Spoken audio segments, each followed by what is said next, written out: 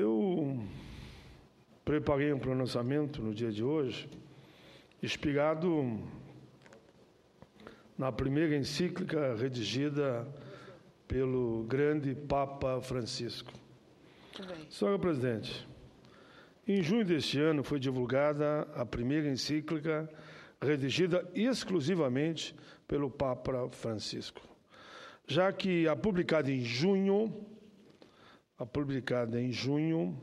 de 2013 havia sido iniciada por seu antecessor, Bento XVI, demonstrando sua extraordinária sensibilidade, sua acurada percepção quanto aos temas de maior relevância no momento histórico que vivemos. O Papa Francisco dedicou o texto à questão que representa o maior desafio enfrentado pela humanidade desde o início da era industrial, ou seja, a crise ambiental. A nova encíclica foi denominada Laudato Si, sobre o cuidado da casa comum.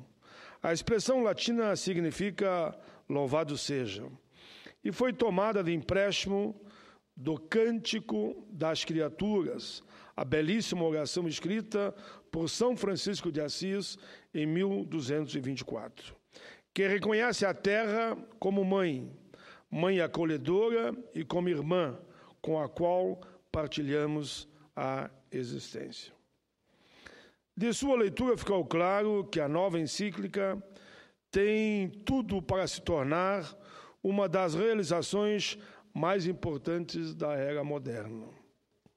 De grande qualidade e profundidade, o texto é escrito de forma que qualquer pessoa consegue ler e acompanhar o raciocínio. Nele, a humanidade é chamada a cumprir seu dever moral de proteger o planeta Terra, o meio ambiente, o ecossistema, porque esse é a nossa causa comum e é a nossa casa. Antes da sua publicação, Laudato Si era objeto de um nível de expectativa e ansiedade em comum, haja vista ser a primeira vez que o documento mais importante, elaborado pelo líder Francisco, se dedica com exclusividade à temática do meio ambiente e das mudanças climáticas, que tem me preocupado muito, senhora Presidenta, mas vejo com alegria que partidos da Europa, vinculado a essa questão do meio ambiente, estão vinculando meio ambiente e as cláusulas sociais. O senador Álvaro Dias falava antes com Vossa Excelência, e nós lembrávamos que há um avanço muito grande e uma ligação muito forte entre o meio ambiente e as cláusulas sociais. Se Vossa Excelência quiser fazer uma parte, antes que eu mude. Senador Paulo Paim, creio que este é um tema fundamental. Se nós desejamos a modernidade do nosso país, devemos trabalhar para compatibilizar os interesses do progresso econômico com a inadiável, imprescindível necessidade de preservação ambiental. Eu creio que temos exemplos no país de compatibilização entre desenvolvimento e preservação ambiental. É a política de sustentabilidade que se busca para progredir sem depredar o meio ambiente. Há ações que são preservacionistas e impulsionam o desenvolvimento.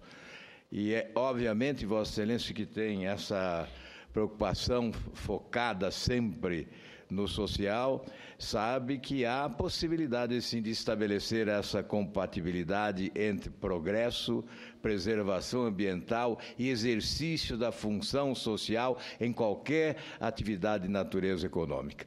Os cumprimentos a Vossa Excelência, obviamente, buscar inspiração no Papa, que afirmou no Rio de Janeiro, é bom lembrar sempre uma frase histórica, exatamente em função das circunstâncias que nós estamos vivendo no Brasil.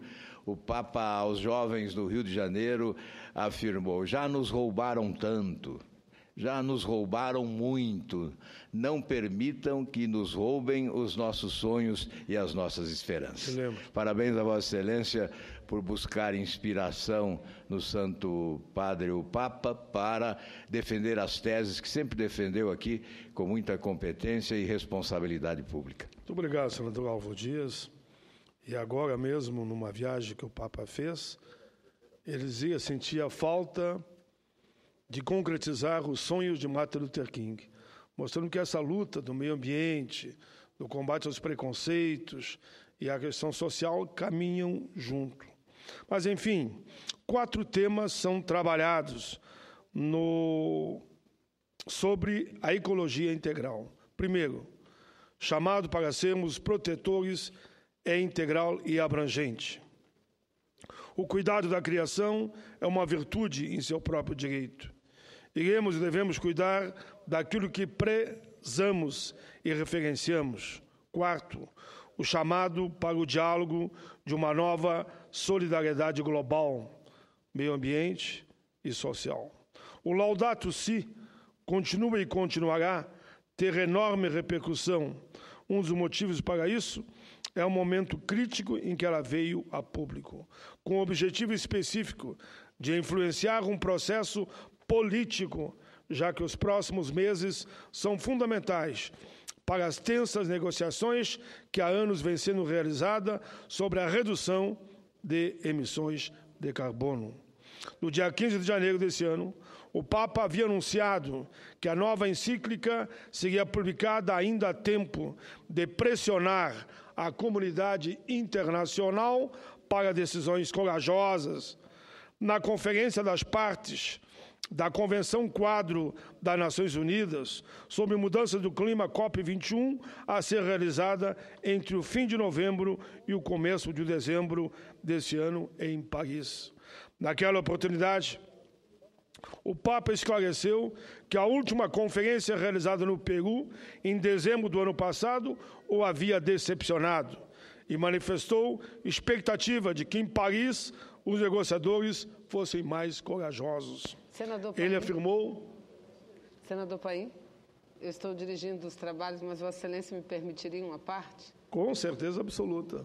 Eu não costumo fazer, mas não... Não, mas quando faz sempre com muita competência. Imagina, diante desse momento eu não poderia deixar de falar, eu que também já tratei desse assunto e participei de uma audiência pública na casa, que debateu o assunto com o secretário-geral da CNBB, um ministro do Superior Tribunal de Justiça do Brasil, e tivemos a possibilidade de fazer um debate mais aprofundado dessa questão. E considero, senador Paim, o seu discurso fundamental. Aliás, eu acho que todos nós, os 81 senadores e senadoras da Casa, deveríamos subir à tribuna e falar a respeito dessa encíclica, porque a posição do Papa, como Vossa Excelência sustenta a parte do senador Álvaro, é uma posição muito semelhante à que adota o Brasil e demais países em processo de desenvolvimento, que tem um grande protagonismo na área ambiental, que é a necessidade da busca e conciliação do desenvolvimento sustentável, que cuide das pessoas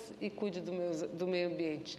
Então, eu acho que essa colaboração que o Papa deu, sem dúvida nenhuma, será fundamental para que em Paris, como Vossa Excelência acaba de dizer, a gente tenha um outro compromisso internacional que substitua o compromisso assinado em Quioto, o protocolo de Quioto, que, aliás, o maior poluidor do planeta, que é os Estados Unidos, que são os Estados Unidos, nunca assinou o protocolo de Quioto. Então, a ida do Papa, não só a encíclica, mas a sua ida aos Estados Unidos, e pegando isso como uma questão central, é algo que, sem dúvida nenhuma, pode colaborar muitíssimo, se não até decidir, senador Paim, para que em novembro e dezembro próximo, durante a 21ª COP, Conferência das Partes sobre o Clima, a gente tenha um compromisso de todos os países do mundo, sem exceção, com o desenvolvimento sustentável, tão importante para a nossa, mas principalmente para as futuras gerações. Então, senador Paim, eu cumprimento-lhe com muita alegria, cumprimento Vossa Excelência pelo belo pronunciamento que faz no dia de hoje. Muito obrigada. Muito obrigado, senadora Vanessa. Senador Valdival, com certeza absoluta, Vossa Excelência é líder do PMDB, e tem sido um parceiro em todas as questões vinculadas ao meio ambiente e às questões sociais. Obrigado, nobre senador Paim, Vossa Excelência, que sempre traz à tribuna do Senado e às comissões temáticas, temas relevantes, muito importantes para o nosso país, para o nosso povo. E essa questão do meio ambiente eu já venho há algum tempo também debatendo. Até apresentei há uns 4 anos atrás um projeto intitulado Desmatamento Zero. Foi aproveitado parte do meu projeto no novo Código Florestal, mas não avançou da forma que eu gostaria que avançasse. Já entrei com outro projeto, agora instituindo o desmatamento líquido zero. O Jorge Viana, que é um profundo conhecedor, né, da área ambiental, que foi governador do Acre por algumas vezes e desenvolveu projetos ambientais importantíssimos reconhecido mundialmente, gostou do projeto e até pediu para ser o relator. Fiquei muito feliz que ele pediu para ser o relator desse projeto, porque ele gostou, que é o desmatamento líquido zero. Pode até desmatar em alguns assentamentos de agricultura familiar, mas não ultrapassando o limite que nós temos hoje. Se for desmatar alguma área, tem que ser compensado de outra forma, ou com recomposição, então seria o desmatamento líquido zero. Daqui para frente, não aumentaríamos mais o desmatamento, porque todos os anos nós somos criticados mundialmente, nacionalmente e internacionalmente, por desmatamentos ainda, e na grande maioria das vezes irregulares, ilegais, desmatamentos ilegais, onde não tem nem documento, onde são só invasões, no Pará, no Mato Grosso, em Rondônia, em todos os estados da Amazônia, ainda se desmata sem autorização dos órgãos competentes de licenciamentos ambientais. Então, esse projeto, se aprovado, nós teríamos um ganho importantíssimo, porque o Brasil ainda preserva, acho que 54%, 56%, se não me falha a memória, das suas florestas. Por quê? Está na Amazônia. Só o estado do Amazonas, que é praticamente 1/3 do território nacional, em função da grandiosidade dos nossos estados, né, a Amazônia Legal é 61% do território nacional. E desse 61% do território nacional, nós preservamos ainda em torno de 83%. Só 17% da Amazônia Legal está desmatado. Por quê? Porque o estado do Amazonas, repito, é o maior estado do mundo, né, do Brasil, só tem 3% desmatado. O estado do Amazonas, onde temos lá a Zona Franca de Manaus, sempre falo que é um amortecedor ambiental, porque não deixa o povo ir para as florestas e fica no polo industrial de Manaus. Então, o estado do Amazonas só desmatou 3% das suas florestas. Então, eu acho que esse desmatamento líquido zero seria um projeto importante para ser defendido, né, o Brasil defender aqui e fora, no mundo todo. Eu fui o relator no ano passado da Comissão de Mudanças Climáticas, sobre mudança climática, né, preparando o Brasil para as próximas etapas do meio ambiente. E Vossa Excelência falou, não sei se Vossa Excelência e a Vanessa falaram nos Estados Unidos. Falta essa sinalização, senadora Vanessa, que preside nesse momento, senador Paulo Paim, os Estados Unidos da América. Enquanto ele não assinar o protocolo de Quioto, hoje falam muito que a floresta em pé vale mais do que derrubada. Mas, para nós, isso não está acontecendo. A floresta em pé ainda não vale. O que vale é um plano de manejo, mas não... Os índios têm nações indígenas aí com floresta de 2 milhões, 3 milhões de hectares e passando necessidade, porque a floresta em pé ainda não vale dinheiro. Se os Estados Unidos assinarem, se as principais potências do mundo assinarem o protocolo de Quioto, aí sim as nossas florestas em pé vão valer dinheiro e vão poder sustentar os guardiões do meio ambiente da floresta em pé. Então, acho que tem que trabalhar nesse caminho. Parabéns a Vossa Excelência. Muito obrigado. Muito obrigado, senador Walter Raupp. E assim, senhora presidenta, o Papa disse também, espero eu, que os negociadores em Paris sejam mais corajosos em defesa da vida, em defesa do meio ambiente. Ele afirmou sem meias palavras que é o ser humano, em grande parte, quem tem responsabilidade pelas alterações climáticas. E alertou ainda mais, de certa forma, tornamo-nos donos da natureza, da Mãe Terra, acrescentando que o homem foi longe demais. Com a multiplicação das evidências de que o aquecimento global vem se acelerando, o atual momento de preparação para a COP21 tornou-se, segundo ele, crucial. Ao mobilizar o mundo, o Papa Francisco tenta, repito, com muita coragem, influenciar de forma decisiva para que os homens entrem em ação.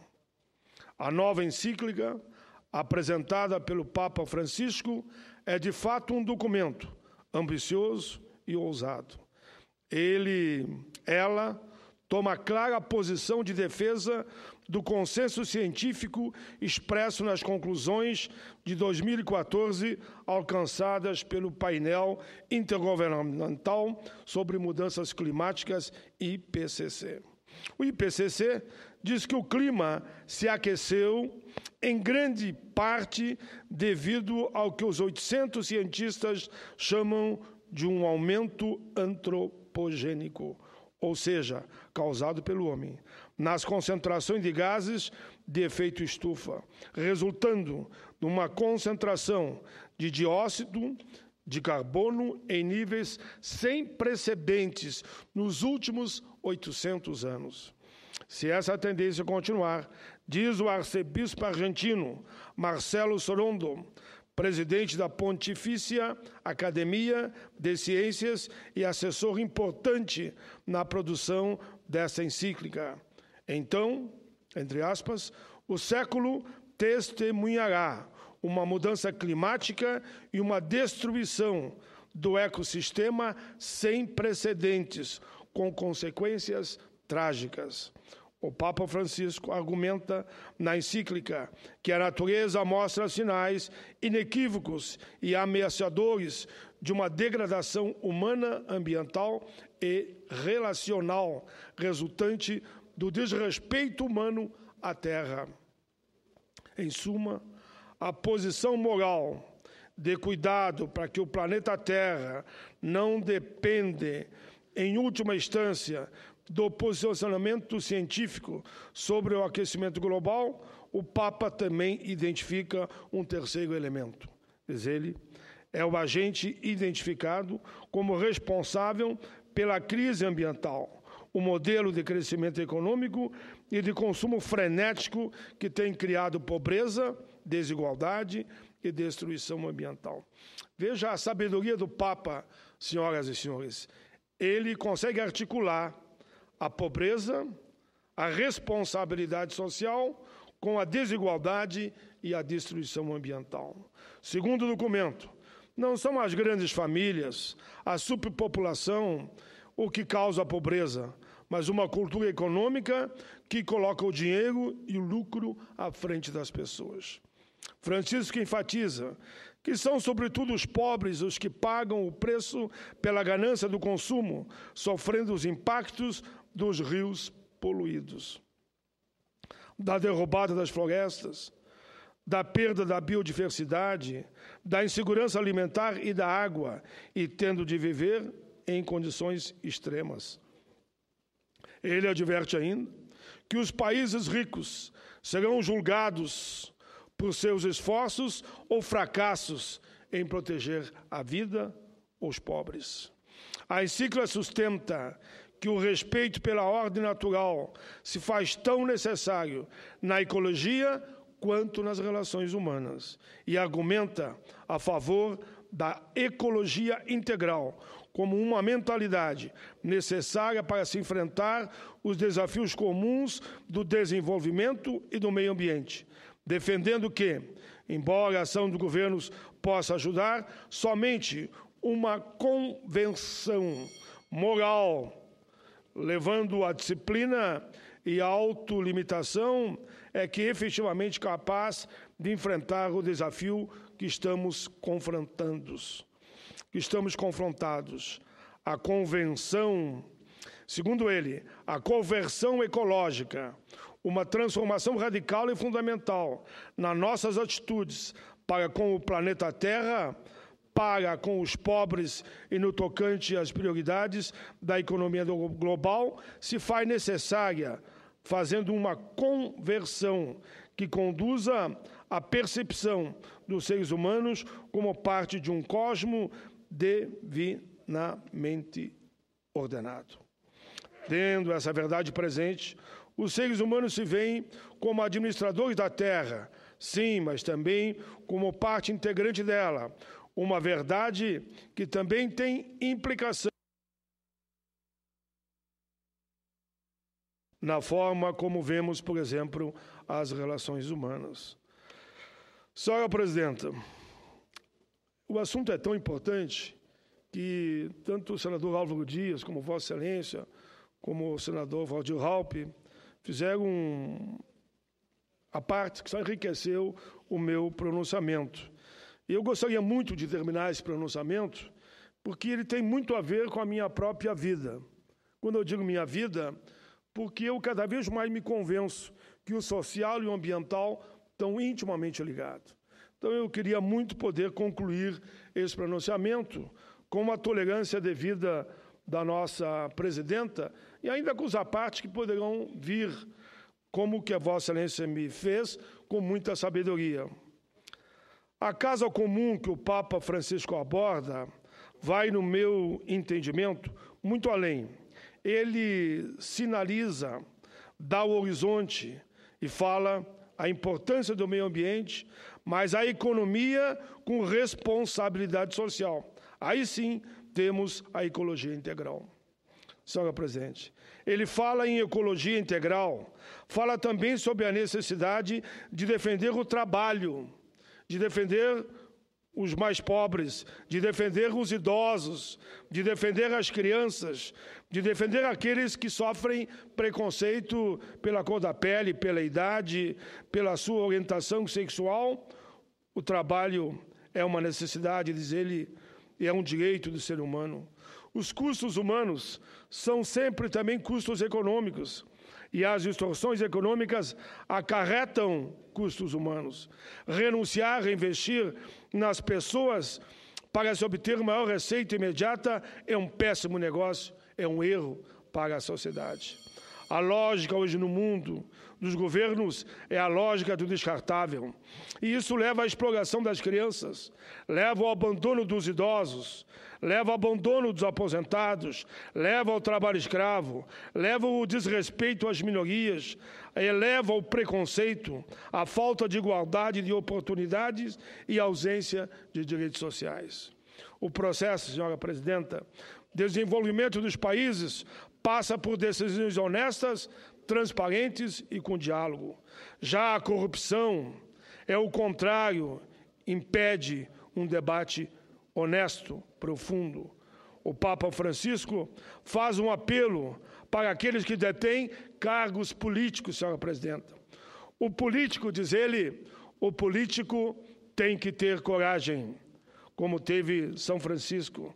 Deve peregrinar pelo seu país, defendendo causas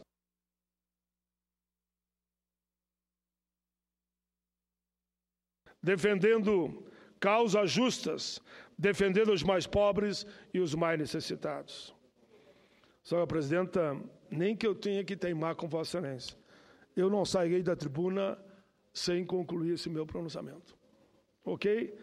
Não sairei porque eu acho que ele é importante, ele tem muito a ver com as nossas vidas. Perfeitamente, Vossa Excelência é muito bondoso com todos os oradores que Obrigado, falam quando presidente. dirige. Nós temos o dever até de ter essa mesma parcimônia com Vossa Excelência. Pode continuar. Senhora Presidente, as políticas econômicas não podem ser míopes, atrasadas, diz o Papa Francisco. Deve incluir as pessoas, essa é a base de tudo, esse é o horizonte. E assim eu também creio, senhora Presidenta. Aliás, na quinta-feira passada, dia 24, o Papa falou o seguinte para os congressistas dos Estados Unidos: se é verdade que a política deve servir a pessoa humana, não pode ser escrava da economia ou das finanças. Inspirada em São Francisco de Assis, a encíclica o toma como um modelo para um sentido renovado de solidariedade e uma forma diferenciada de fazer política. Assim como São Francisco precisou se despojar para alcançar uma maior unidade com a natureza e com os outros, também o Papa Francisco chama os cidadãos do mundo a viverem de forma mais simples para que os outros possam simplesmente viver. Talvez, mais do que qualquer outra encíclica dos últimos tempos, essa pede às pessoas que façam mudanças significativas na sua forma de olhar, de pensar, de comer, de vestir, de viajar, abrindo assim uma nova era. Falando da importância de se preservar o bem comum, a encíclica Laudato Si revela que o clima está no centro das preocupações do Papa Francisco. Em seu texto, o Papa acusa o homem de ser o principal responsável pelo aquecimento do planeta e condena duramente os que resistem em adotar medidas para reduzir a emissão de carbono.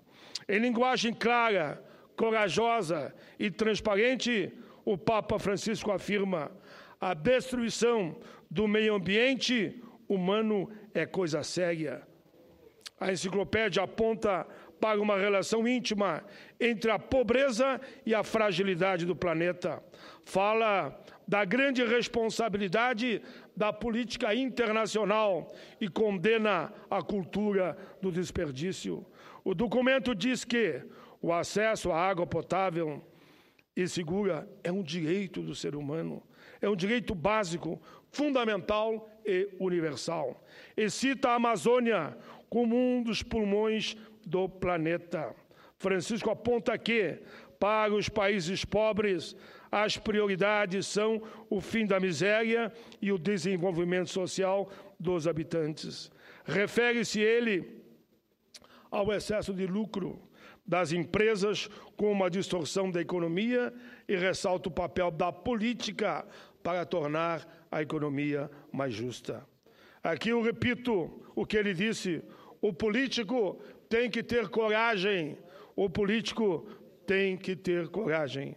O Laudato Si faz um apelo para a redução do consumo de materiais plásticos, afirmando a certa altura que a terra, nossa casa, nossa mãe, parece transformar a cada dia em um imenso depósito de lixo.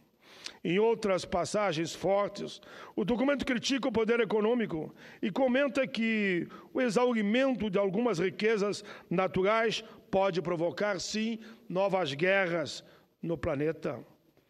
Diz mais o Papa Francisco, abro aspas, o que temos feito à Terra, para aqui, em seguida, argumentar que a forma como tratamos a Terra, a forma como respondemos às alterações climáticas é uma questão moral. Na verdade, uma das questões morais mais importantes de todos os tempos. De fato, aqueles que argumentam que o Papa devia restringir-se à fé e à moral, não se envolvendo em questões políticas, deixam de perceber que não existe questão moral mais importante do que aquela que pode causar a morte e o deslocamento de milhões de pessoas. A encíclica enfatiza a necessidade de estabelecer um diálogo entre política e economia, entre as religiões e as ciências, como uma condição sine qua non para responder de forma efetiva à crise ecológica. Para esse diálogo, o Papa também convida economistas, empresários, funcionários públicos, ambientalistas, estudantes, trabalhadores, sindicalistas, líderes religiosos, que tenha uma boa ideia, que seja bem-vinda. Francisco evidencia que a questão da ecologia integral e dos problemas do meio ambiente é central e que deve ser enfrentada como uma questão de justiça e paz, unindo no seu enfrentamento todos os homens e mulheres, independentemente de sua crença religiosa, todos que estão preocupados com o nosso futuro comum. O Papa trata enfaticamente, em vários trechos do documento, da dívida ecológica, particularmente entre o Norte e o Sul, ligada a desequilíbrios comerciais com consequência do âmbito ecológico e ao uso desproporcionado dos recursos naturais efetuado historicamente por alguns países. Por fim, o Papa em alerta. Constatamos frequentemente que as empresas que assim procedem são multinacionais, que fazem aqui o que não lhes é permitido que façam em seus países, em países envolvidos ou na chamada esfera do primeiro mundo. Geralmente, quando cessam as suas atividades e se retiram, deixam grandes danos humanos e ambientais, com desemprego, aldeias sem vidas, esgotamento de reservas naturais, empobrecimento da agricultura e da pecuária local, crateras, colinas devastadas, rios poluídos e qualquer obra social que já não se pode sustentar. Segundo a análise do Papa, na contemporaneidade, há conhecimento e tecnologia suficiente para programar uma agricultura sustentável e diversificada. Especialmente no capítulo 129, o Papa reforça o sentido da desigualdade que se agrava nos dias de hoje.